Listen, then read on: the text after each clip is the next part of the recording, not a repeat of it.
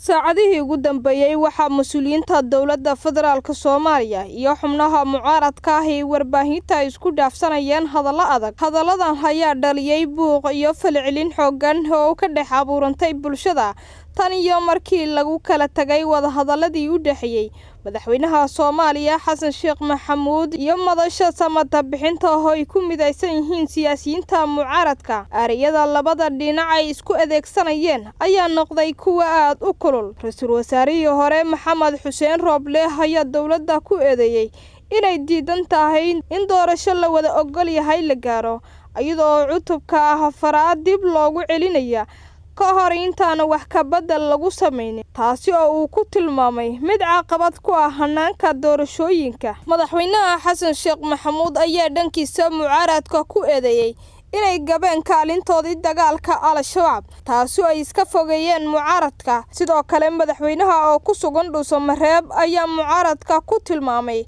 kuwa aan lahayn aragti midaysan oo lagu horumarin karo dalka. Madaxweynaha ayaa fashilkii wadahadalada siyaasadeed u saariyay mucaaradka uu sheegay inay rabaan in loo laabto amaamirtii dastuurka 2012 aan ka doodnay xitaa waa diideen ayuu yiri madaxweynaha Soomaaliya. Sidoo kale siyaasi Cabdiraxmaan Cabdishakuur oo ka mid ah siyaasiyiinta mucaaradka qaybna ka ah kulamadii ugu dambeeyay ayaa mucaaradka ka fogeeyay inay u horseedaan fashilka, isagoo madaxweynaha u saariyay in fashilka uu sababtiisa lahaa. Madaxweynaha dalka waa og yahay in dagaalka argagixisada lagu garab taagnaa laga yeeli maayo in guuldaradiisa ka dhalatay khilaafka dastuurka, musuqa, eexda iyo dhulbaabka danta guud uu cid kale dusha ka saaro, ayuu yiri Cabdiraxmaan Cabdishakuur oo u jawaabayay madaxweynaha dalka Soomaaliya Xasan Sheekh Maxamuud. Dhanka kale wasiirka dekedaha Soomaaliya Cabdiqaadir Jaamac ayaa dhankiisa qoraal uu soo dhigay bartiisa Facebook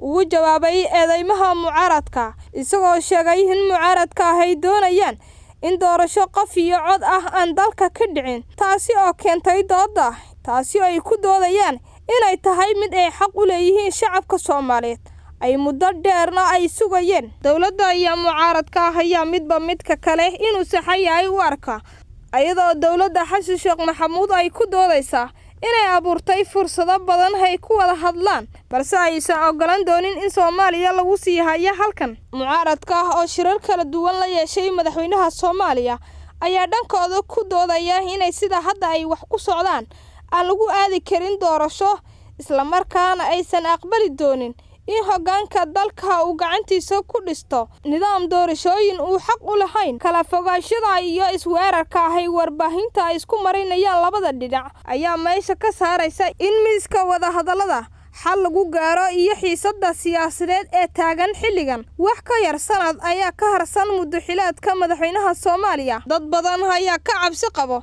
in hadallada adag ay sii kala fogeeyaan labada garab, inkastoo hore ay isugu soo dhaweeyeen kana wada hadleen arrimaha doorashooyinka iyo xaaladda guud ee dalka. Dhinacyada ayaa laga cabsi qabaa in midba midka kale uu awood ciidan wax ku raadiyo, taasi oo hore ugu dhacday Muqdisho kadib markii uu Farmaajo diiday in kubadda uu dhexda keeno, taasi oo sababtay khasaare isugu jiro dhimasho iyo dhaawac, weliba burbur hantiyadeed oo xoog leh.